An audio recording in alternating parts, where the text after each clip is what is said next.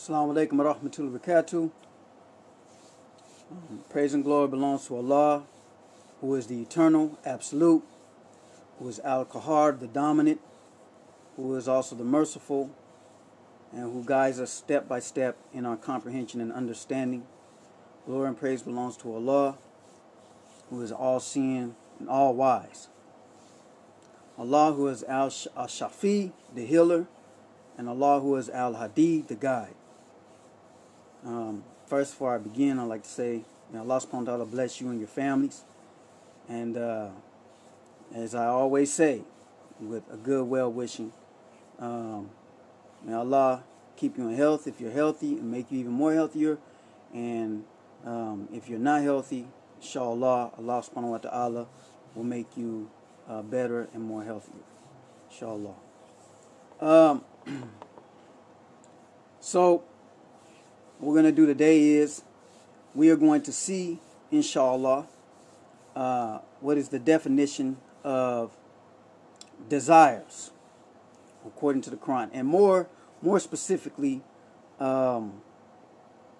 it's centering around if a person follows the Quran alone by itself, is that considered a person following their own desires? Because often this is what you hear. People who are sectarians or people who follow Quran and Hadith books together, they often term people who decide to follow the Quran by itself, they term them a lot as following your own AHWA. AHWA means your desires or your own inclinations. So we want to see what the Book of Allah has to say about that, if following the Quran alone, and meaning and definition of as far as your religious rituals, so to speak. Salat, Zakat, Ramadan, Hajj. If only you go by the Quran alone according to that. Is that considered following your own desires? So, the relevant parts, I'll say in the Arabic when it needs for something to be broke down in the Arabic. But other than that, most of it will be in English, because my audience is usually English. You know, I'm not native Arab, so of course. But the relevant parts that needs to be done in Arabiya, I'll do that, inshallah. So, also I'll be elaborating on some of the principles, because that's part of it. Because in order for you to determine if someone's following desires, a person has to also elaborate certain principles that people are established upon to determine if they're going by their desires, just some preconceived notion, or are they actually going by what is set forward for them. So, the first thing I want to point out, and this will be in Surah 7, ayah 175, and it says, and recite wa atlu to them, or I'll just say it straight like this, and then Surah 7, ayah 175, and recite to them the naba'a, or the story of the one whom we gave our ayats. Okay?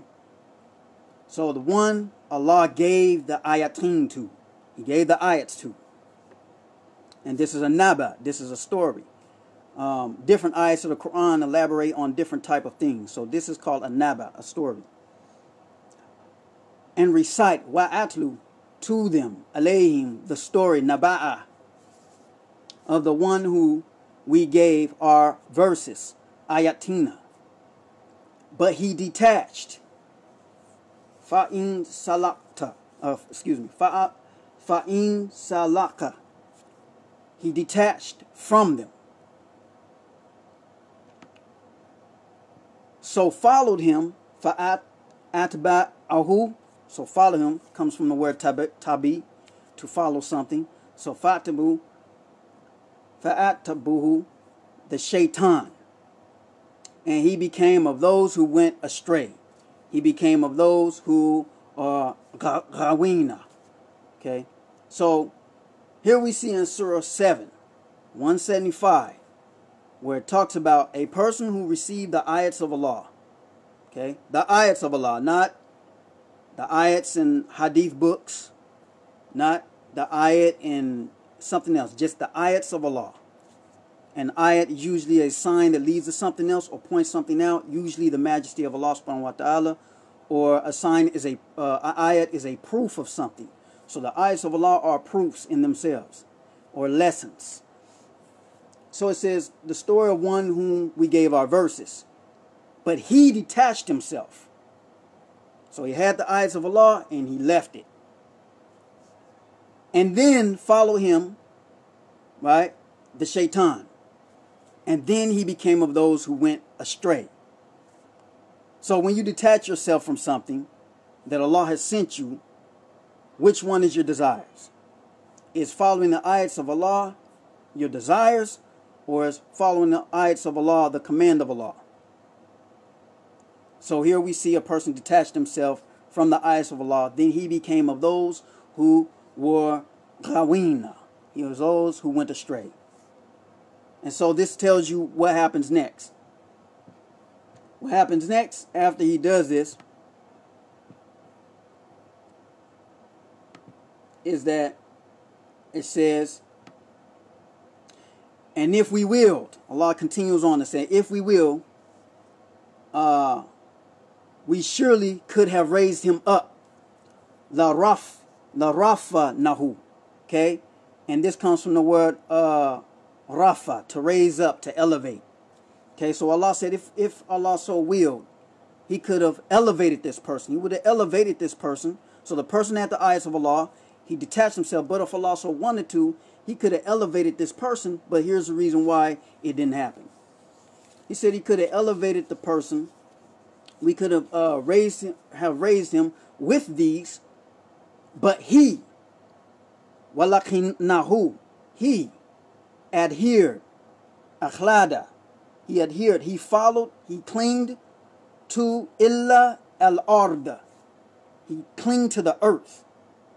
He clinged to the earth and followed.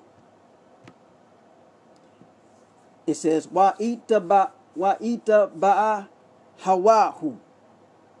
So he followed, he clinged to the earth and he followed his desires. Okay? So he followed his desires. Hawahu. Right?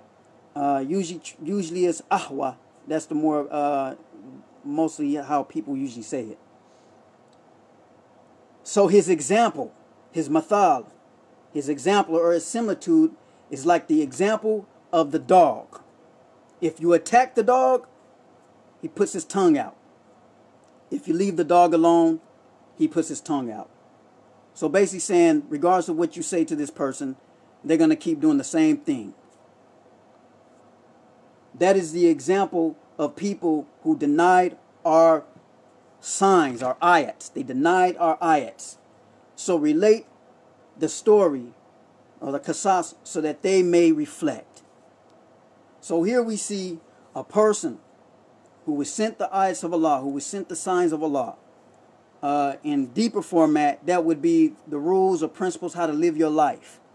But the person turned away from the ayats of Allah. He turned away from it. And he clung to the earth. Meaning he clung to, usually what mostly people indulge in, what they do. And he followed his own desires. Okay. So right here we see Allah distinguishes the person who follows the ayats and the person who inclines towards their desires. Clearly, a person stand with the ayats of Allah is not following their desires. They're following the commands of Allah. So we're going to get into this real quick.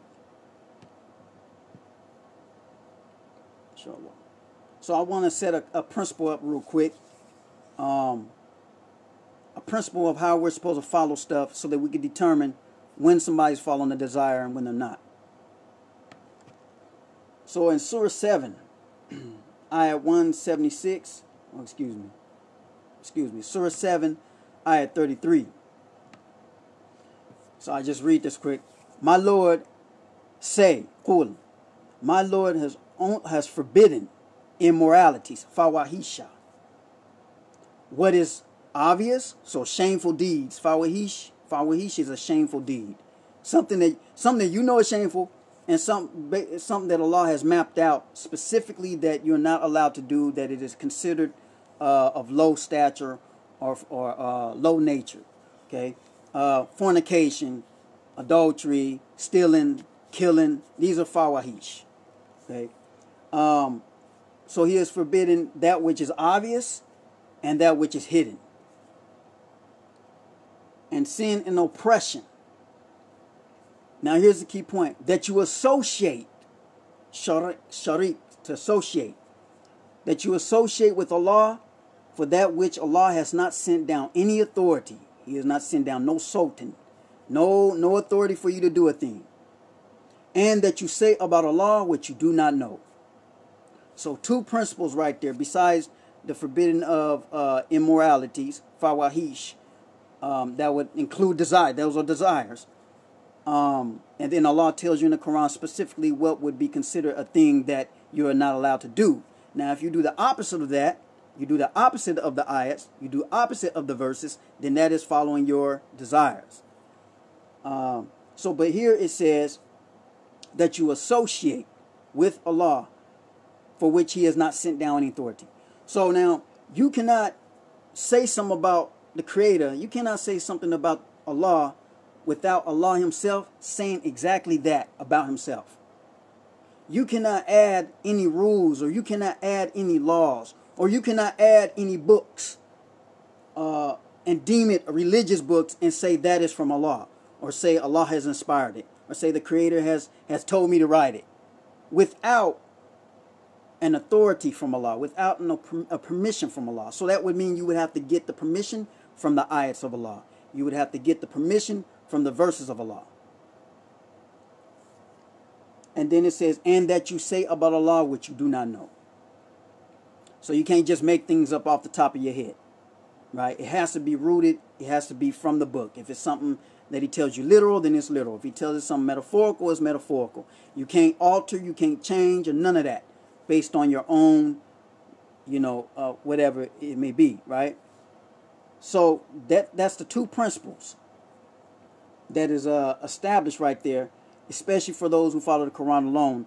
Those are 2 major things, because before I continue, I had a conversation the other day, and this is around this subject right here. This is why this subject came up, and I said I'm going to go ahead and do a subject on this, and I'll probably go more in depth at the different time, but this is just basic, inshallah. So I was speaking with a brother that followed the Quran and the hadith books. Now, I myself used to follow hadith books. I've been, Ahl Sunnah wa Jama'ah, Sunni, and after that I was Shia. But within the Sunni, I was at first Salafi, and then I was a Hanafi after that, and then after that I became a Shia, and then I was an Usuli Shia in that, and then I became an Akhbari Shia in that, and then finally, as stage by stage, more studying, I became Quran alone eventually. So I found, as I did more of my study, that there is no permission from Allah on certain things, and that people were basically interpreting things, and then because it's a tradition that's handed down, people just blindly follow it. So these are one of the main things right here, that you don't say about Allah what you don't know, and 2, that you don't associate with Allah anything He hasn't sent down as an authority. Any permission He hasn't given you, you can't associate that with Him. So I was speaking to the brother, and the brother says to me, "Brother, you following your own desires?" And I said, "Well, if it was my desires, back in the days, I'd be gambling. That would be my desire, right? If it was my desires, I would be, running around and doing whatever, right? So, but when I read the ayahs of Allah, and as best as I can, I try to adhere, I try to follow what Allah has revealed. And you are telling me, because I'm following the ayahs of Allah alone, that I am following my AHWA, I am following my desires. But Allah says something different. He says something different. He says there was a person that we gave the ayahs to, and he turned away from them. And then he followed his own desires. And he went astray. The shaitan followed him up, and he went astray. So that's 2 opposite things. I gave the person 2 simple requests. I said we can find the word salat in the Quran. We can find the word zakat in the Quran. We can find the word, these are fundamentals, what people call or want to label as fundamentals. You can find salat, the word. I'm just simply talking about the word. I'm not even asking this brother for, procedures or nothing. I'm just asking for the word. Okay, we can find salat, zakat, Ramadan, siyam, hajj, all of it. We can find all them words. Okay, I asked him simply, will you please give me an ayat of the Quran that says sunnah? You say follow the Quran and sunnah. Give me an ayat, one ayat, that says sunnah of Muhammad, or just sunnah. He goes to the ayat, "O you who believe, obey Allah and His Messenger." So we have a discussion, and I said, brother, that's Rasul. That's not sunnah. He said, yeah, but the sunnah. So I slowly walk. I said, okay. I said, this ayah was revealed to those who lived at that time, that they listened to the Messenger of Allah. They received the ayahs of Allah, and they gave him the bay'ah. They gave him the allegiance, the pledge of allegiance, that they would listen to him. Okay? So I said, if this ayat exactly in this way applies to me, if you're using it in the correct manner, take me to the Messenger of Allah right now, so that I may give him my bay'ah. Can you take me to Muhammad right now? Let us walk and go see Prophet Muhammad right now, and I'll give him my bay'ah, my pledge of allegiance. He said, no. I said, okay. I said, the reason why you can't do that is because Prophet Muhammad, when he came at that time, these believers were told to listen to what he's telling them. And he recited the ayats to them. Right? And so, you had the battle of Badr, the battle of Uhud, you had the battle of Khandaq, you had the battle of Azab, you had many things that took place that we can read about and gain wisdom and a lesson from what happened. Right? That's what them ayats are there for.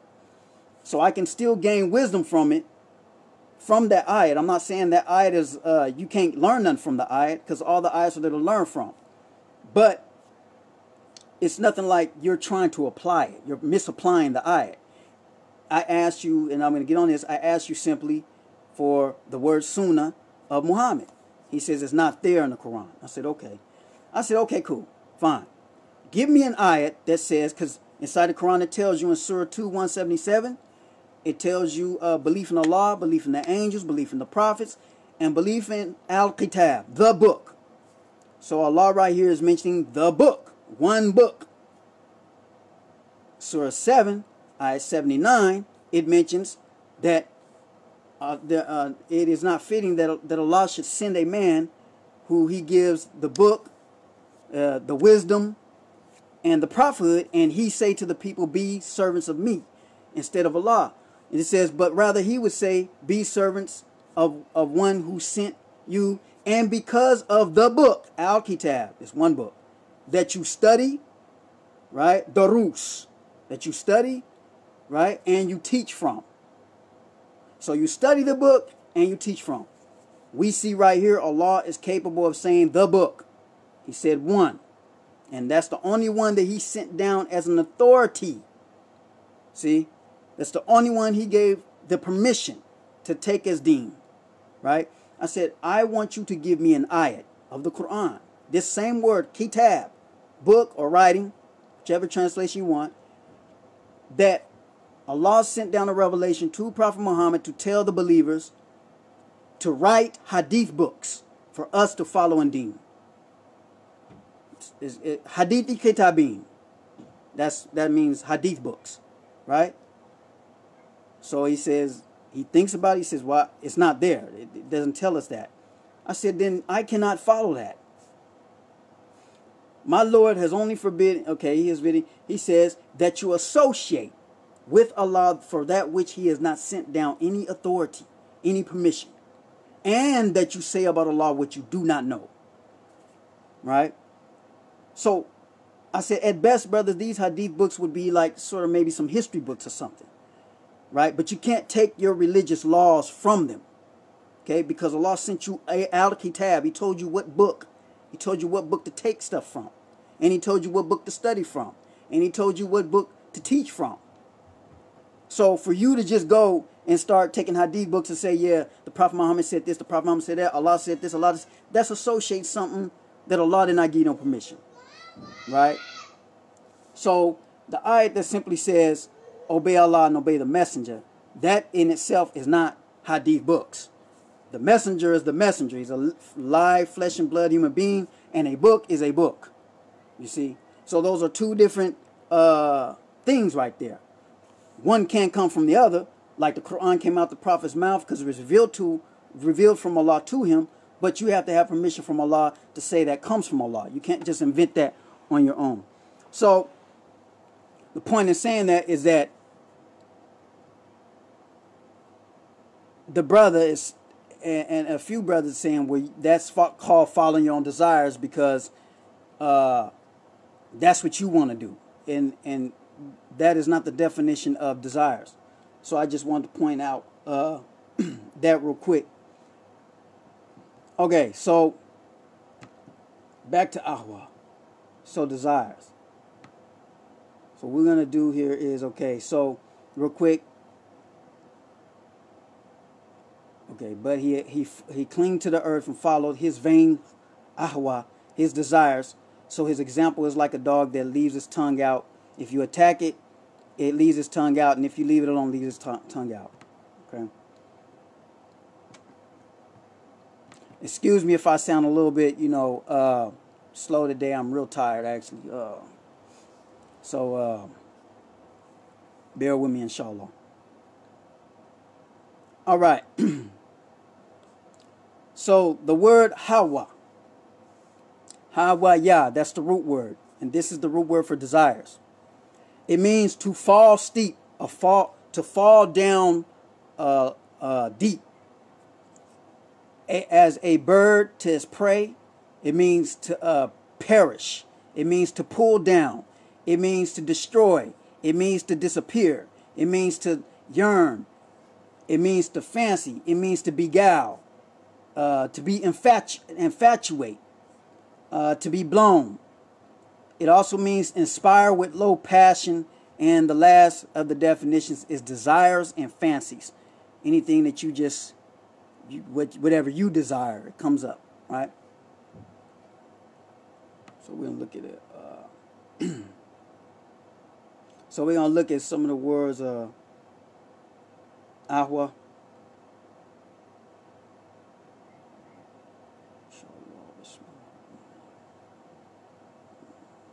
Okay.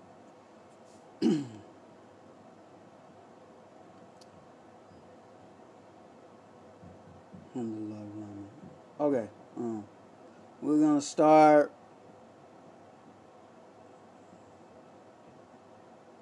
We're going to start with this. So these are the so the singular form, the word is hawa, and plural form is ahwa, which means desire something. And these are the different contexts and different ayats that is used in. So let's look and see what it is. Okay, so first, Surah 2, ayat 120. It says, neither the Jews Nazarene will be pleased with you until you follow their creed. Millatahum. Say, this is what we're told to say. The guidance is the guidance of Allah. And if you follow their desires, so Allah says, وَلَئِنْ ataba ta ahwa'ahum. So ahwa'ahum is plural for desires. It says, if you follow desires after the knowledge that has come to you, then there is none who can help you or protect you against Allah. So we see that Allah is comparing, He made a comparison. The knowledge that has come to you, and how we get the knowledge is the ayats or the verses of Allah. And then He compared it to if you follow their desires, if you follow their wishes, if you follow their fancies. You see? So, then it says, there will be no help or protection from Allah to you. So clearly right here, in Surah 2, 120, even in this subject, there's a distinction between following what Allah revealed, the ayats of Allah, and following the fancy or wish of somebody. Matter of fact, they're the opposite. So a person who's following the ayats of Allah cannot be called a person who is following their desires, unless they're just like for example, let's say I'm not reading this like it's read, and then I just come up with a whole bunch of crazy stuff, right? In that manner, you could say, but really, if a person is sticking literally to what is being said, and you can hear the literal, and the person's going by, the person's following it, right? They're not going by the desires, because fawahish, low desires, shameful acts in the Quran is what is termed as desires. Like if I go out there and I slap somebody just because I feel like it today, or I go, steal something just because I'm, whatever, I feel like whatever, that's a desire. You see, I followed my own just inclination, right? It's and the key word here in the definitions is something low. So it's a low desire, right? Whereas the ayats of Allah, the verses of Allah, they aim you to achieve a higher status. You see, so it cannot be a desire when you're aiming for a higher station. You're aiming to be the better person who you're supposed to be. You see, according to the revelations of Allah subhanahu wa ta'ala. So, excuse me. So, that was in Surah 2, ayat 120. Okay, another one. Surah 2, ayat 145. And if you come to those who have been given the book with every sign. So, Utu al-Kitaba ayatin ma tabayu. Okay. Yeah. Okay. So, Utu al-Kitaba ayatin. So he says, you have the book and the ayats, right? The books that are the book with every ayat in it, right? So every sign, every ayat inside the book, right? If you come to them with that, they will not follow your focal point, right? Nor will you follow their focal point. And the word here is Qibla. Nor will some of them follow each other's focal point. Notice the word prayer is not mentioned there. But that's another subject. That's another subject. But, and if you were to follow their desires, right? So he says, Wa'la'ini ataba. Ataba comes from the word taba, to follow something. Ta'ahwa ahum, plural for desires. Again, same word, right? Then Allah says, basically, min badi ma ja'aka mina al ilmi inaka idhan lamina zalimina, right? So you'll be of those who transgress. You will be of those, if you follow other than what the book and the ayats that Allah gave you, you'll be of those after the desires came, after the knowledge came to you, and you follow the desires, you will be of those who go beyond the limits or the bounds that Allah has given you. So that word is a dalim, a transgressor, one who goes beyond the limits that Allah has prescribed. So Allah gave you a certain limit, and you went across that line. So therefore, you went across that line for a reason, because of what somebody else desire, or because of what you desire, right? So clearly, the lines that Allah has established is according to the verses that Allah has given you that you're supposed to follow. And the opposite of that would be going across that line, which would be your desires, following it, or following somebody else's desires. So that's a clear distinction between the ayats of Allah, following the ayats of Allah, and following your desires, which would be the opposite, which would make you a dhalim, which would then mean crawling across that line. Usually they translated that word in the Quran as a transgressor.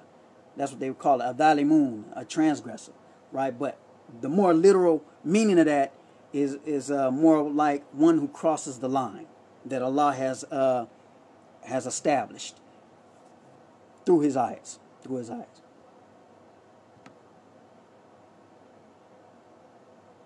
So, okay. Will O you who believe stand with justice as witness to Allah even if it be against yourself. Shuhada'a lillahi,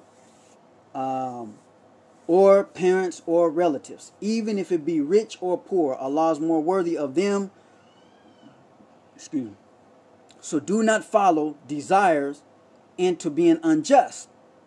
So here we see Allah said for us to stand up, to be just, right?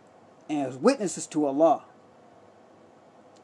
And says, even if it be against your own self. So even if your own low desire is getting you to want to do something, you stand up and bear witness, inside your heart, inside your mind, against your own self, right? Even if somebody say, man, you did this and you did that, you know what I'm saying? And you how sometimes we get big-headed. We don't want, nah, man, I ain't do that. You say, okay, yeah, I did that. That's my fault. It's my bad, subhanAllah, astaghfirullah, may Allah help me, become better, and then you make amends. So bearing witness against yourself, being just, being fair to yourself. Because if you go against the rules of Allah, you're not being fair to yourself. And you're not being fair to the person, but you're not being fair to yourself, cheating yourself. So he says, stand up with justice as witness to Allah, even if it be against yourselves or the parents or your relatives. So some people, based on their AHWA, based on their desires, they're tribalistic, right? My family can't do nothing wrong. That type of mentality. My family can't do nothing wrong. My group, my friends, my relatives, they can't do nothing wrong. Whatever they do, I'm a ride with them. Whatever they do, I'm with them. You can't be like that. See, you got to be fair. You got to be just. That is the rule that Allah sent down. You see? So, Allah says, even if it be against your parents or your relatives, even if it be rich or poor. So sometimes those of us who come from, hood backgrounds or, stuff like that, or sometimes we're like, man, he's from the hood, I'm from the hood. Man, forget this fool over here. He got more than what we got, whatever. Now, I ain't talking about not getting your just rights. I'm not talking about that. But, you see somebody walking down the street, you just want to, some people, they want to just slap a person up, You got to pull them to the side, man. Hold on. Come on, man. Let's go somewhere. Let's, get somewhere, You got to, be just. Try as best as you can to establish justice within yourself, how you would like to be treated, as well as, and that type of way of living. Because our thing is about trying to establish as best as I can, as best as we can, peace, which sometimes is the opposite of our desires, right? Our AHWA tells us, man, forget all that. You know what I'm saying? I'm not trying to hear all that, right? So we got to try our best to establish the healthy peace. Now, if a person is a transgressor, if they're transgressing against bounds, if they're being an oppressor, then you have the right to stand up and defend yourself. And if people are oppressing your people, you have a right to stand up and defend your people against the oppression, as long as you're going about it in the bounds that Allah has permitted. See, so that's being just in that manner. So don't get it wrong. It's not that you just let people oppress you. That's not true peace, right? You just go about the way that Allah has mapped out for you to get justice.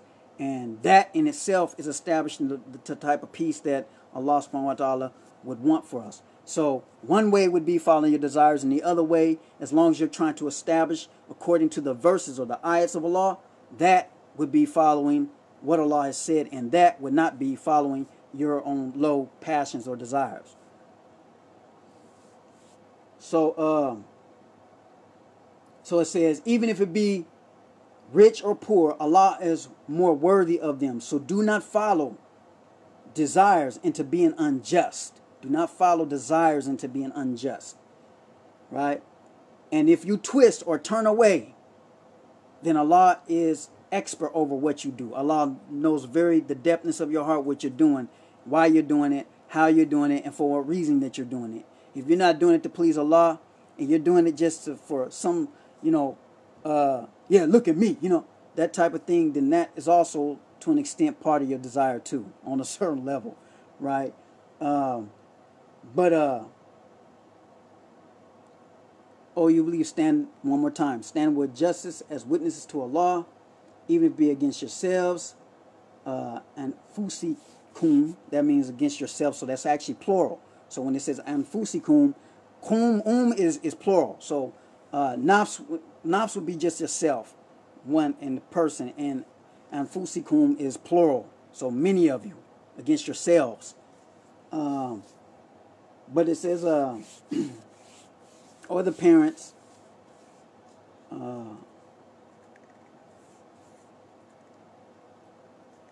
Okay, yeah.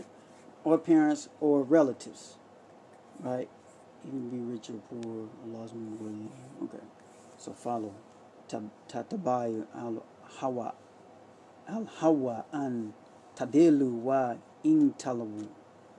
Okay, so yeah. Okay, turn away. I'm just looking for the word turn away because I thought that was tawalla. Okay. So, okay, if you twist or turn away, then Allah is expert of what you do.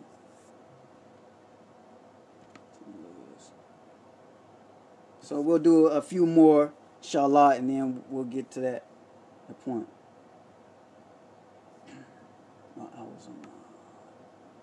Okay. And we have another one.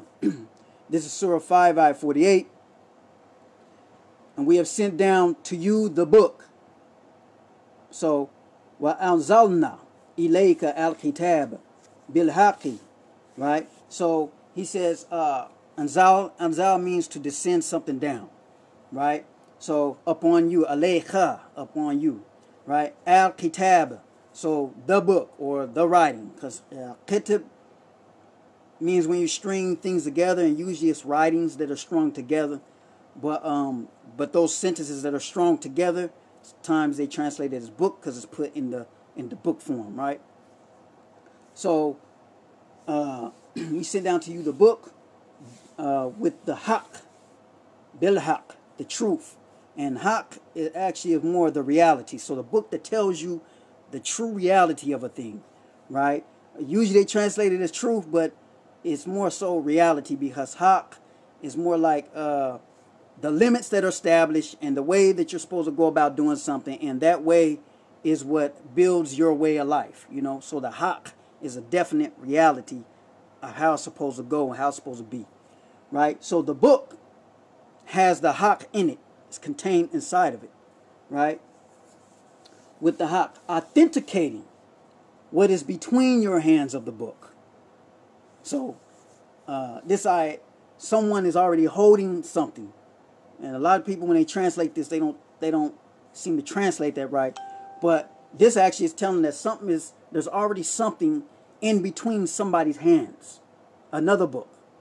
And then the book, the Quran, came upon them to give clarification of something, right? So it says, and we have sent down to you the book with truth, authenticating what is between your hands of the book, and superseding it, meaning passing it. So judge between them by what Allah has sent down. So that's the anzal. What Allah has sent down is the Quran. Judge between them what Allah has sent down. And do not follow the desires from what has come to you of the truth, right? So do not follow the desires.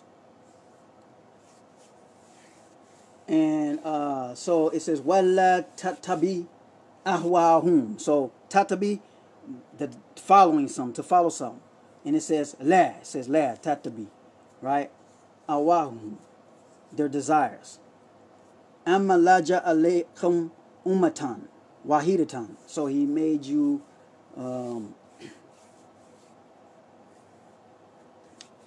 excuse me, judge between. Okay, true. For each of you we made, okay, yeah. For each of you we made laws and a structure. If Allah had willed, He would have made you wahidatan. He made you one ummah, one nation. Various different factions of one nation, right? But He tests you on what He has given you. So different people, He's given them different portions.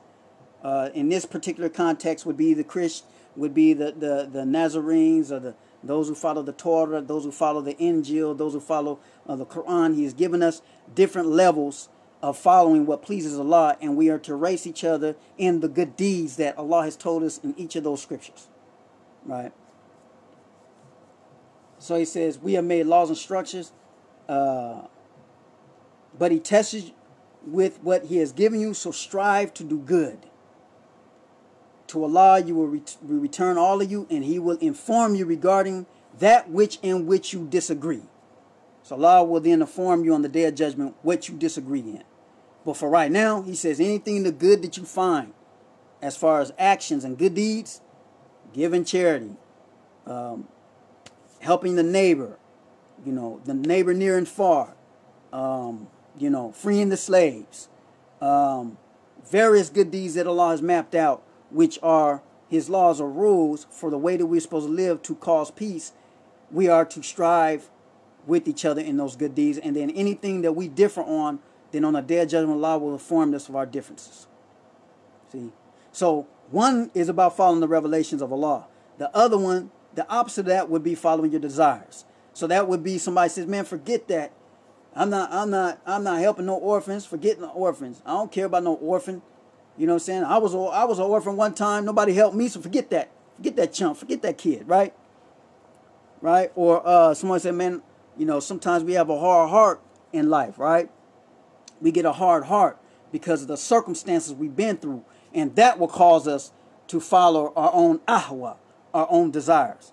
Based on the hardening of the heart that we got from the way that we seen many, crazy things growing up. So that tends to shape, our mentality, and then we follow that. And so when Allah sent down the truth, when he sent down the haqq, that is to change our heart. That is to change our mentality. That is to change our environment, right? They all go together. So when a person implements that, the person who is sticking to the ayats of Allah is not following their desires. But you will find people out there that will say, you follow the Quran alone, you're AHWA, you're a people of desires. That's because for every word that Allah has in his book, they invented a different, what do you call it? They invented a different concept for the word.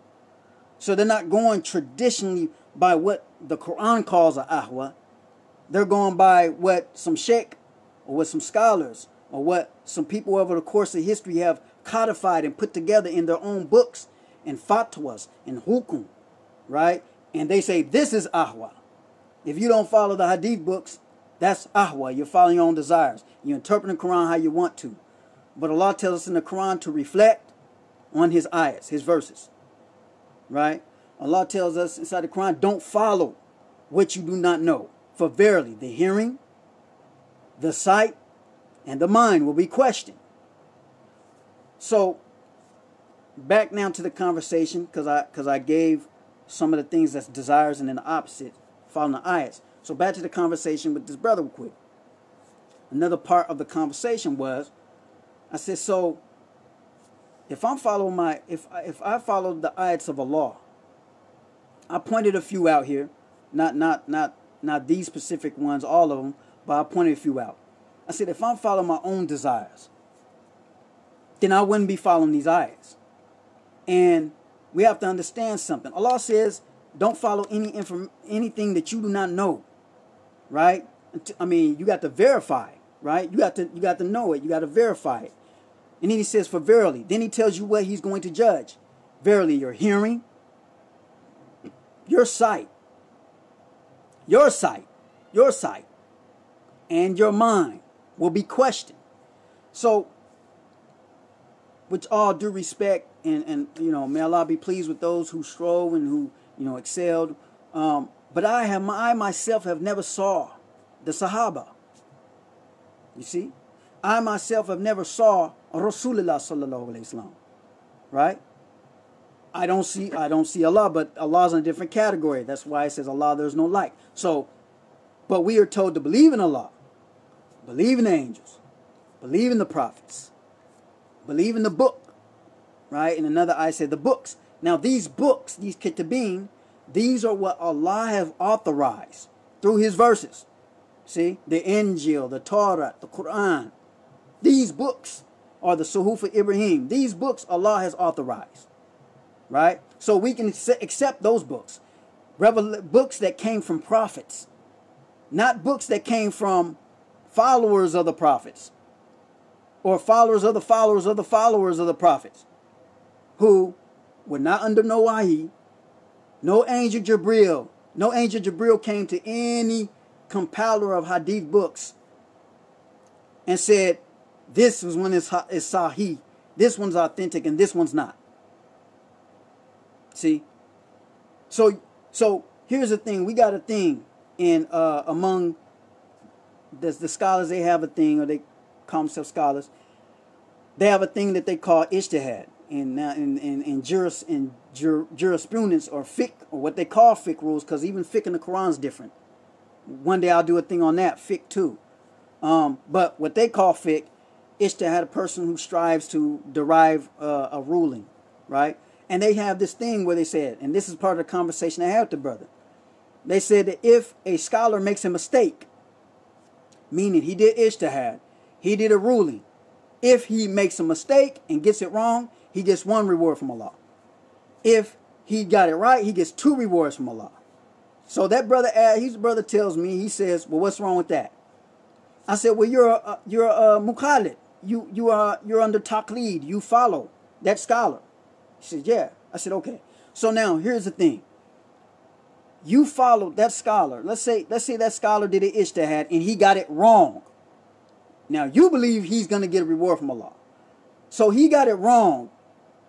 And then because you are his follower, you follow the wrong. Now on the day of judgment, you stand before Allah and your book is handed in your deeds that what you done is handed in your hand. You got a wrong deed in your book now.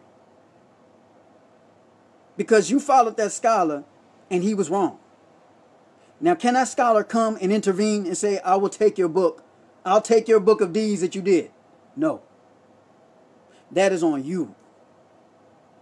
That's why you don't blind follow anybody. Because on the day of judgment, just like you came in this world, you came in the world by yourself. On the day of judgment, you will be judged according to what you have done. And if you did it on behalf of anybody's desires, if you did it on behalf of what the scholars say, I don't care what they're telling you out there.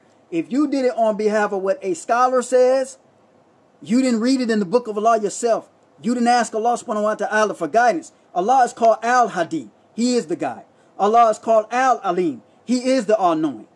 You see, he guides the hearts of his servants. Wherever there's 3 people, wherever there's 2 people, Allah's a third.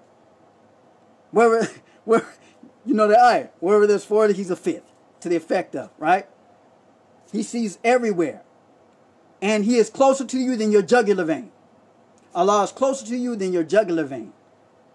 So, you're supposed to get guidance from Allah subhanahu wa ta'ala. Right? You're supposed to read what Allah subhanahu wa ta'ala has told you.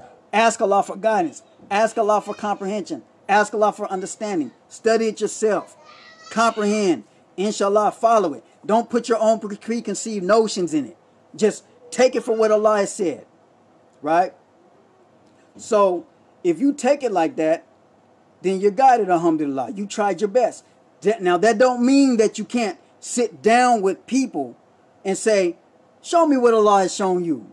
Allah's taught you something from his book. Show me what Allah has shown you. And then you show them, you share with them what Allah has, shown you. But each of you are on test from your Lord. And on the day of judgment, you'll render account. You see? So, you blindly following a scholar. They call him ulama. But Allah is al-alim. If I'm going to translate like that, the scholar, if you want to say it like that. Right? But you didn't consult Allah's ayats. And then when Allah's ayats literally tells you follow al-kitab, the book, and then Allah himself does not give you any permission in his deen, because it's his deen that he gave you, in his deen to follow any other book, and you listen to a scholar or you listen to somebody else tell you to follow another book in the name of Allah, and you derive your religion from that, subhanallah. Because now, everyone knows the hadith books have what? Truth and what? It has some true stuff. Excuse me for a second.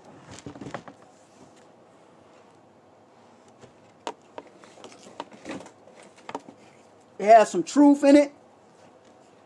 And it has what?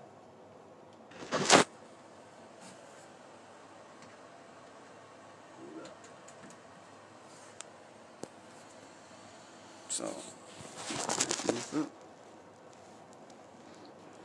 it has truth and it has falsehood in them hadith books.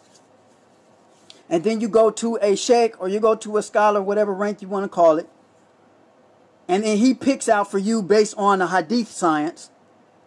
And they have different hadith sciences. They have different mustalah. The Hanafis have a different mustalah than the Shafis have. Right? The Salafiyah, they follow the 5 principles, usually the 5 principles of Imam Shafi. Each one has some type of mustalah. Right? And they differ. I'll do a video on that one day. But real quick, and this is all part of it. It's wrapped in, right? They have a category of hadith called mursal hadith. And then we're going to get back to this quick. Mursal hadith. Mursal hadith is a hadith that has the chain is disconnected, meaning the people who told somebody, there's a disconnection right there. Doesn't go straight to the prophet, right? So they have different methods to make this chain of hadith stronger. Some of them say, well, the companion, he's trustworthy. We just accept mursal hadith like that. And it's a ruling in the deen. Some of them will say, well, we got to find other hadiths that some of them will even say mursal hadith, another hadith that has no chain connection. But they will get a whole bunch of them, and that strengthens that one hadith to make it sahih, make it authentic because of trustworthiness. Then some will have a different method and say, no, we'll go and find a hadith on the same subject that the chain actually connects all the way back to the prophet, supposedly, and that chain right there will make the other chain authentic. All right, so they got different methods, and then you'll find the differences, among them accepting that. My point is this: has Allah ever authorized you to do that? That's what I was talking about. That you say about Allah what you do not know. Or you associate something with Allah that He has not given you no permission. Did Allah give you permission to make up the different mustalah in the deen? Was the deen imperfect so that you have to fix it? You have to fish for something that's right in the deen and what's, separating it from is wrong? But the Quran has the title Furqan, the distinguisher. Right? The Quran tells you it was completed. The deen was completed and perfected. But you're looking for different hadiths to tell people what's their deen and what's not. And then you differ with each other over which hadiths is authentic and which ones are not. Or if this sheikh over here got that hadith right there is truly authentic, or if he was wrong about that. See, that's a bunch of what you call guesswork. And so reason why I'm bringing that up, what you do not know is that falls into the category of, to an extent, of desires. A lot of people don't know that. That can be, but not your desires, but their desires. Right? It could be classed under that. Right? Because they're doing things that Allah has not given them permission. They have no ayat that they can refer to the ayats of Allah and say, yeah, here's where Allah told the Prophet to establish this type of mustalah, or He gave us the mustalah, right? Because even they'll tell you that there was false hadiths in the time of the Prophet. They'll say that. So, but I mean, that could be a different subject. Some will say I'm ignorant of it until I go into the full thing about that. And, and that's not saying they don't take certain verses and and then we'll get right back into this desire thing. I'll read a few more. I was talking to one brother, and he said, well, you do know that the ayat that talks about when the sinful person, the fajir, a person who's given to sin a lot, when they come to you with news, ascertain the news unless you harm people. I said, yeah. He says, well, that is one principle of the method of hadith. trying to find a hadith if it's authentic or not. So the only thing I asked him was, okay, well, you just said the companions are all trustworthy. They're all trustworthy. Yeah. I said, so why would you apply that verse to the trustworthy? It said the sinner, but you were also, searching out the non-sinner too. You see? So that ayat in itself doesn't apply to exactly what you're applying it to, So then all you just chalked it up to, you're just ignorant. You tell me I'm ignorant of hadith sciences and stuff like that. He doesn't realize that, I've studied mustalah, but I didn't really get into that with him. So basically that can be a form of following desires of somebody else. And that is the reason why I brought it up. Remember the ayat I read to you. It mentions following the desires of other people after the revelation has come to you. See? And so that would be one of the examples that is done nowadays. So another one. وَإِنِ أَخْكُمْ بَيْنَهُمْ. So بَيْنَهُمْ, clear. Bima anzalna. So anzalna means something Allah sent down. Allahu wala tatabu ahwahum. Right? So do not follow, once again, their desires. And do not follow. So it says, and judge between them by what Allah sent down. And this is Surah 5, Ayah 49. And do not follow their desires, and beware lest they divert you away from some of what Allah has sent down to you. So their desires is going to get you to go away from what Allah has sent down, what Allah has said to you. So if Allah says al-kitab, if Allah's prescribed only one book for you, and then they say, well, here's hadith books. And then you ask them, could you give me an ayat that says follow hadith books? And they say, there is no hadith, there is no ayat that says follow other kitabin. There is no hadith that says follow other books. And then you go ahead and follow anyway because they then went to another verse that don't mention book. And they said, well, right here it says obey Allah and obey the messenger. Then when you do further research, it's talking to those who at the time of the Prophet Muhammad took the bay'ah to him, took the allegiance to him, fought in the battle of Badr, fought in the battle of Uhud, fought in the battle of Azab. So that's applied to them. And you are reading it because to gain a lesson, to see what they did, how they maintained their pledge, how they maintained listening to the Prophet when the revelations came down to them. You see? But now they take that and twist that and interpret that out of its context and say, right here, obey Allah, obey His messenger means follow the Quran and Sunnah. And you go for that. You go for that. And it don't say that in the book. It don't say that in the Kitab. It doesn't say that in the book of Allah. And they know it. So that's why you keep it simple. Show me an ayat. Allah's already proved He could say book. Show me an ayat where He has given us another book along with the book of Allah that He revealed to the Prophet, that He told the Prophet to have the companions write another book for us in Deen, and then I will follow it. I have permission from our Lord to follow it because the subject is book. You see, the subject is book. The subject is not Rasulullah. See, Rasulullah was there. Rasulullah lived. Rasulullah had the Quran came to him. It became over a course of years, and the Quran finally was completed, and then he passed it on. He died, he passed away, and then them people took it and they delivered it to the nations. And then we received it. We are inheritors of the book. Waritha al-Kitab. Right? We inherited the book after them. So now we look in the book for what we are supposed to follow. See, but Allah has never given any permission for a person to follow another book in the Deen from Allah's ayats. If they have, please show me. Send somebody to me to show me. Just that one thing. Don't a whole bunch of interpretations. We don't even need it.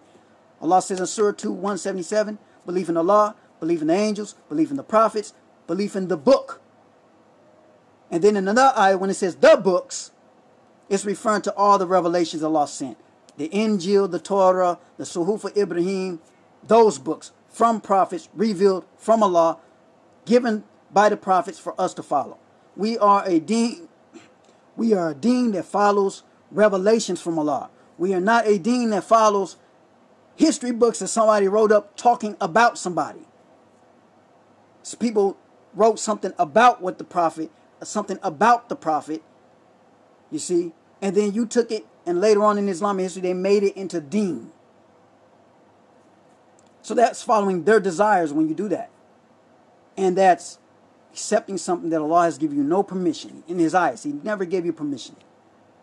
So I wouldn't be afraid of being astray if you don't follow those books. I would be afraid of what Allah literally has said in His book, that you have to have permission. And that's how I started understanding. I was like, I'm more afraid of what Allah has said literally right here and what He has not given permission of than what these guys are trying to say what I should be following. Right?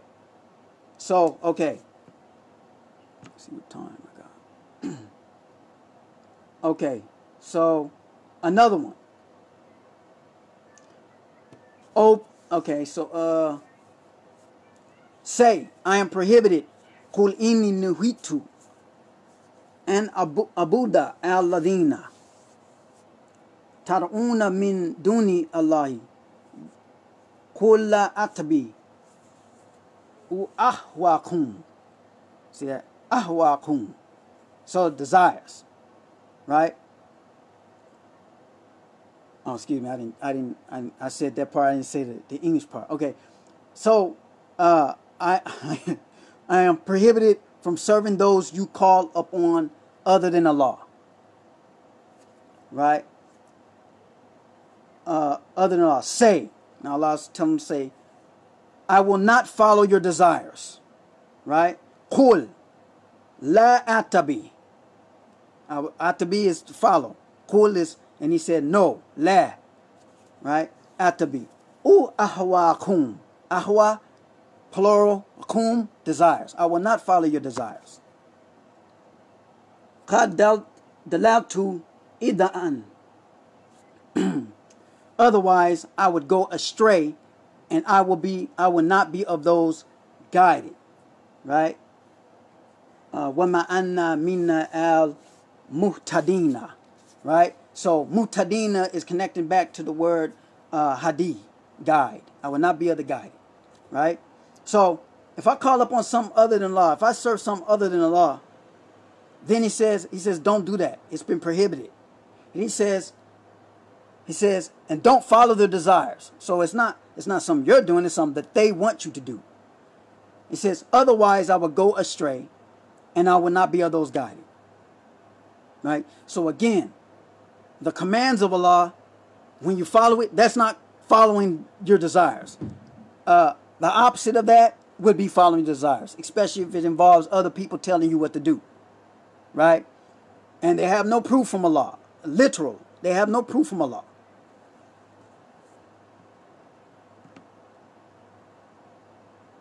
Okay.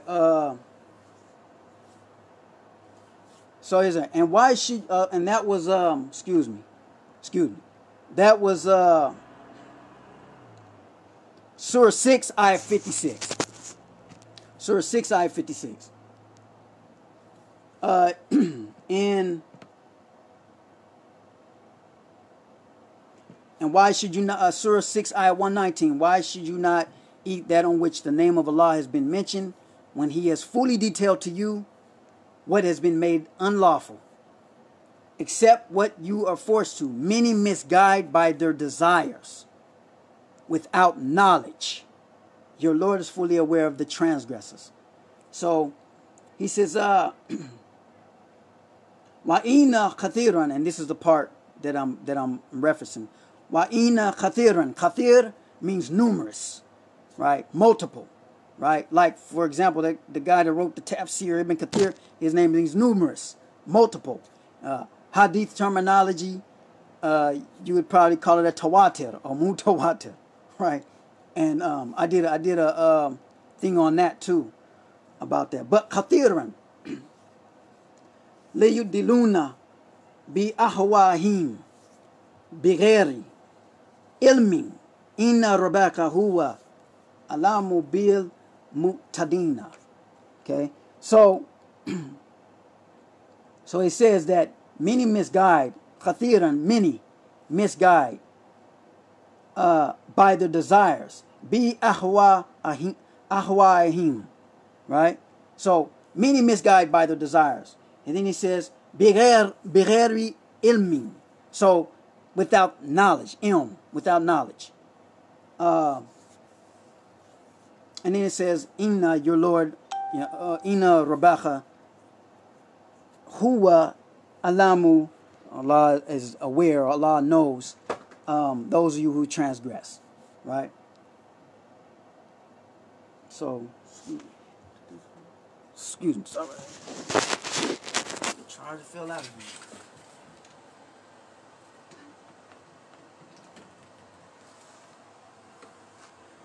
Okay. Sorry about that. My plug keeps falling out. It keeps falling out the socket. So, okay.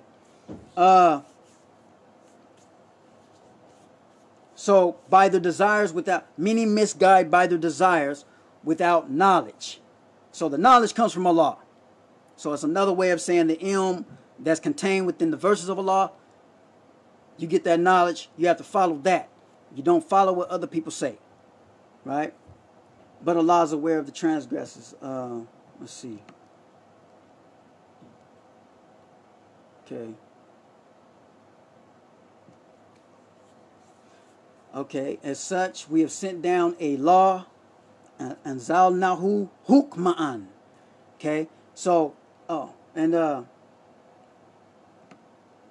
was that I just read? Hold on. Okay, that was Surah 6, Ayah 56 that I just read. Right? So, it says, let's see. All right.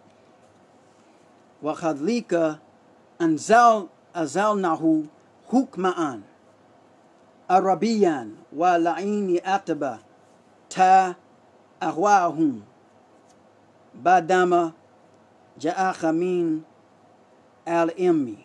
Okay, malaka min Allahi walin wala waqin.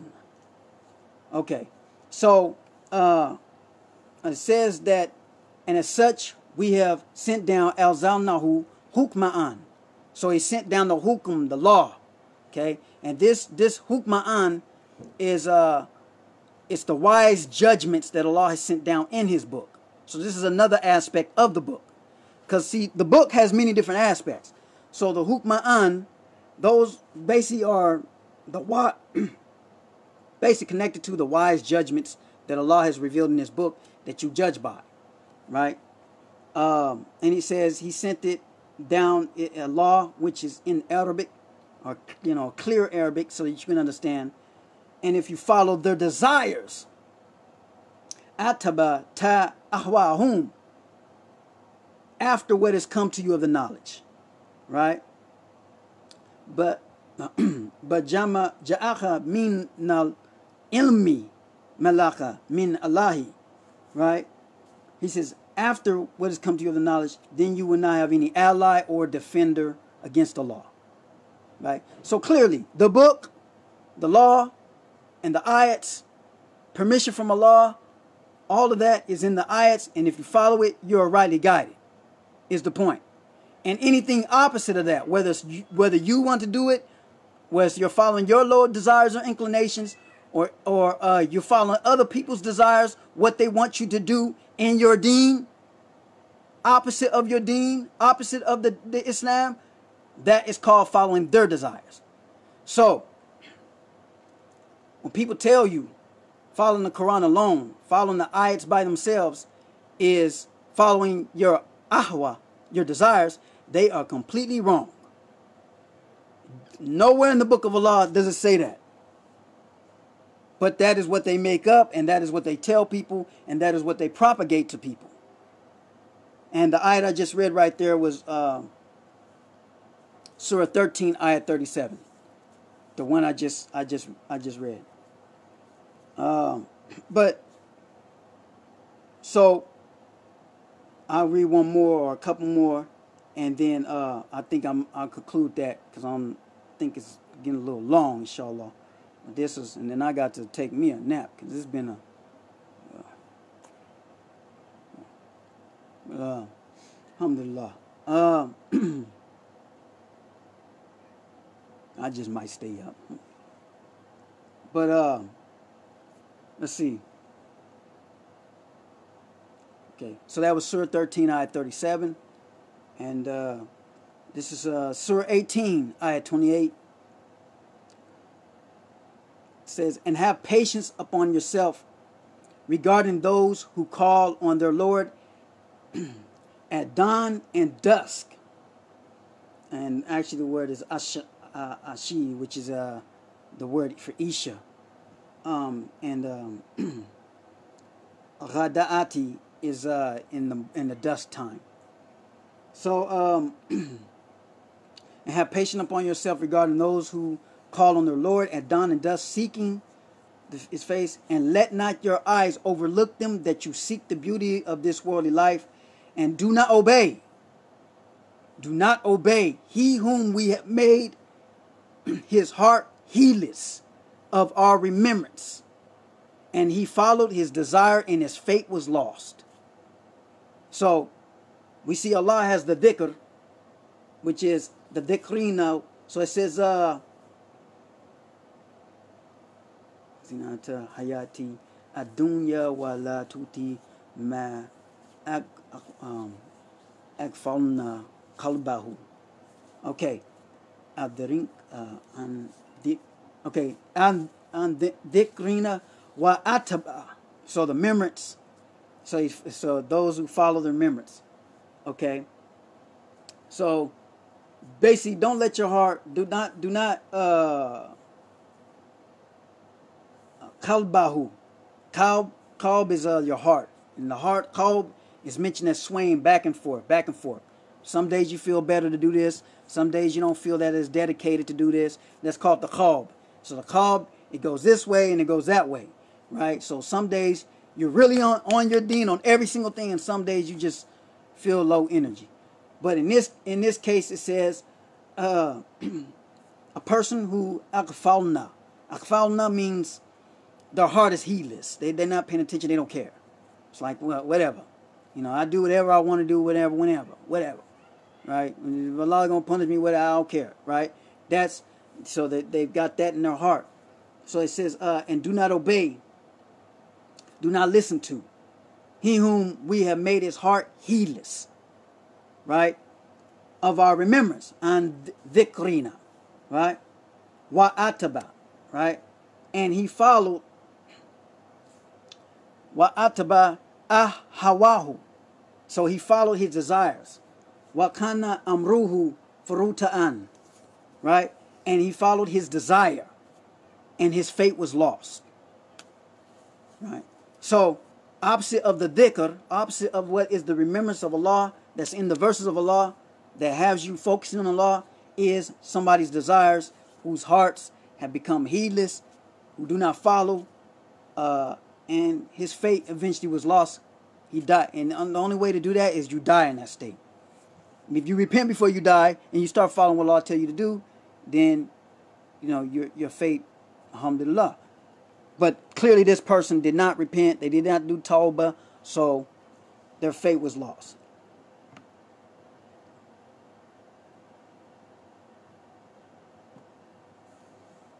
Okay. So, and last but not least, I'll end on this. These two. So in English first it says, and if the truth, Wallawi ataba. And if the truth was to follow al-haq, excuse me, if the truth was to follow ahwahum, your desires, if the truth was if the truth was to follow your desires, right? So you have the haq, and then you have your desires over here. You have the haq over here, you have the desires over here. Now, if the haq was to follow your desires, then the heavens, as-samawatu, wal al-ard, the earth, the heavens and the earth, وَمَنْ فِيهِنَّ بَلْ أَتَيْنَهُمْ.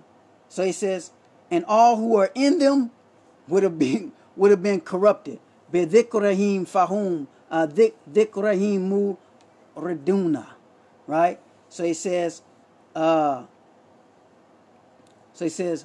no, we have come to them with their reminder, their dhikr, their remembrance. So Allah sent to them the reminder.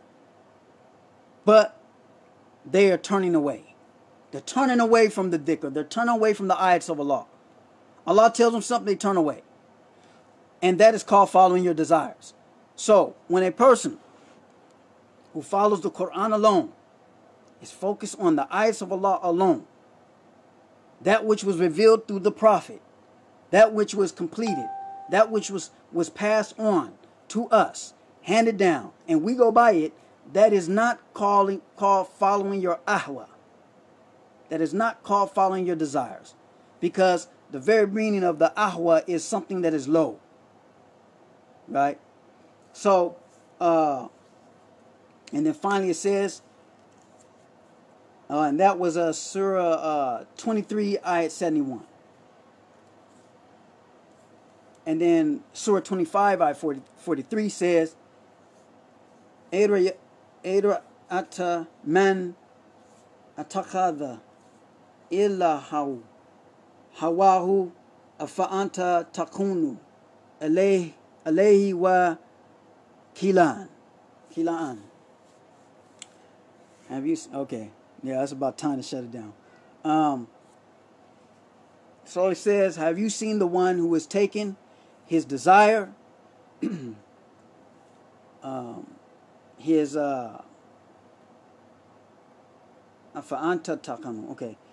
his desire as his God. He took his desire as his God. And then he says, will you be a caretaker over him? Right? So, understand that the person's desire that goes opposite of what Allah has given over, and they follow. That controls them. So they took that as their deity. They took that as a God. Right? So, in no way, shape, or form, following the book of Allah alone by itself is called following your own desires. No way. No way. It's the very opposite. So, that's just brief. I just wanted to, break it down briefly, inshallah. And, inshallah, you got some out of it. It could have been more in depth, and but it's time for me to go ahead and lay it down, inshallah.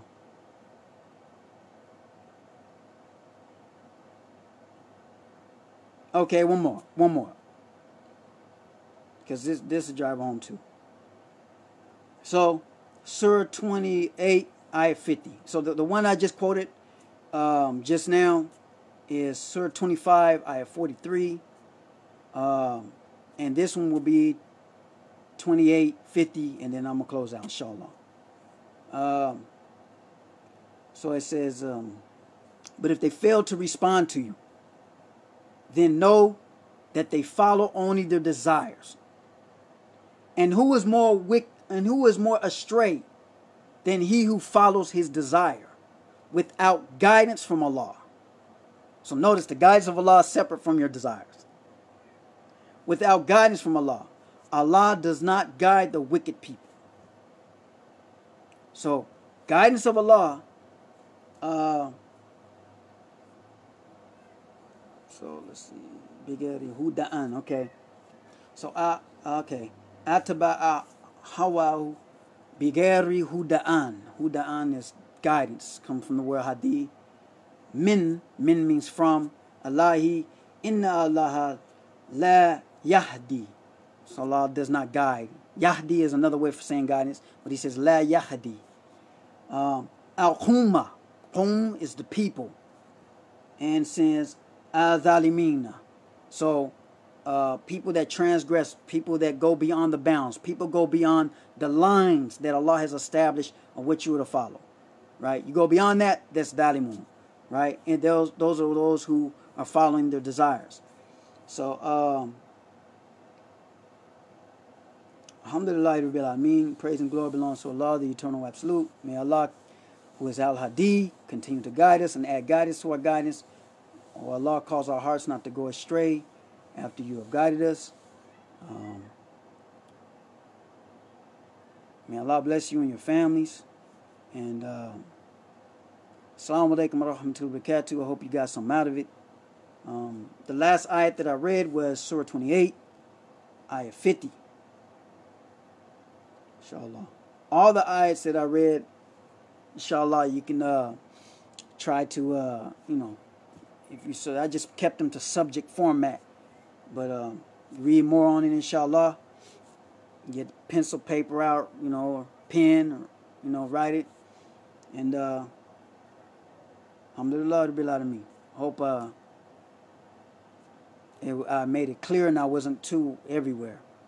So, inshallah. May Allah bless you and your family. Assalamu alaikum wa rahmatullahi wa barakatuh. Y'all have a good day.